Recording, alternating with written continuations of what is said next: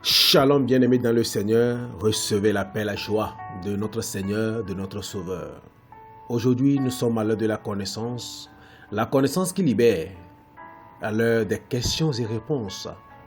Père Tout-Puissant, nous te disons merci pour cette grâce que vous nous avez accordée. Père, merci pour la vie de ma famille, merci pour la vie de mes frères et sœurs. Gloire et louange à toi, tu es et tu demeures un Dieu fidèle.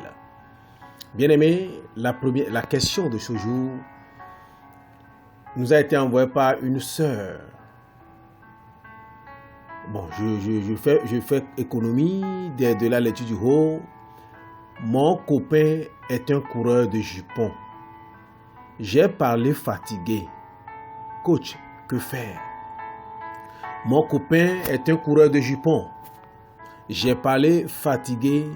Coach, que faire? C'est la question d'une sœur. Alors, la réponse, elle est très simple. Ma sœur, vous n'êtes pas encore liés. Vous n'êtes pas encore liés par une alliance. C'est-à-dire que vous n'avez même pas encore célébré le mariage. Vous n'avez pas encore fait le mariage traditionnel qui vous lie, qui permet aux parents de vous donner la bénédiction, la dot qui permet à Dieu même de vous accepter comme des mariés.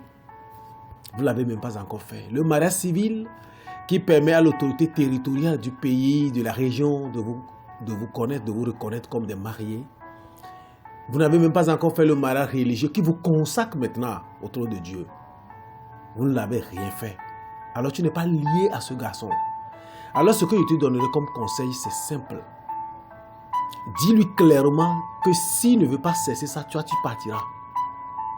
Est-ce que vous voyez? Dis-lui clairement ça.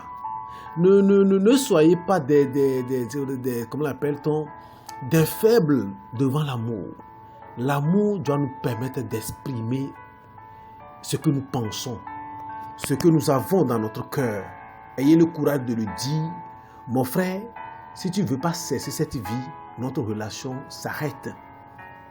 Rompez cette relation très tôt comme ça.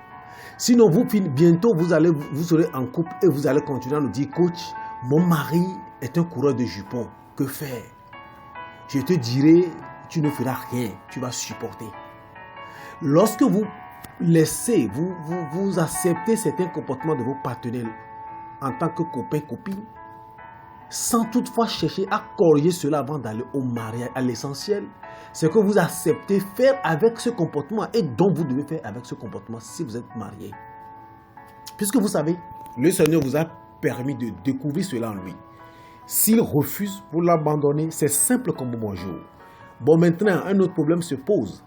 Si vous-même vous êtes offert à lui comme un cadeau et qu'il a couché avec vous en désordre, vous voyez déjà, pour vous maintenant c'est comme si vous êtes en train de perdre. Mais non, vous ne perdez pas. Dorénavant, ne vous laissez pas comme une mangue, comme une orange pour que le monsieur puisse sucer fatigué. Non, non.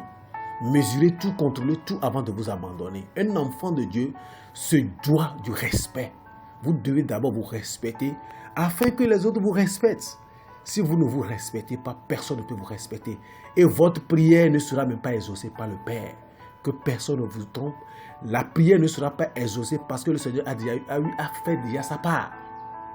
Il a eu à vous faire découvrir ce côté de ce monsieur et il veut que vous travaillez là-dessus avant d'aller à l'essentiel. Ma soeur, que le Seigneur vous bénisse. Soyez clair, direct avec vous-même. Si vous pouvez supporter cette vie de votre copain aujourd'hui et pour toujours continuer la relation.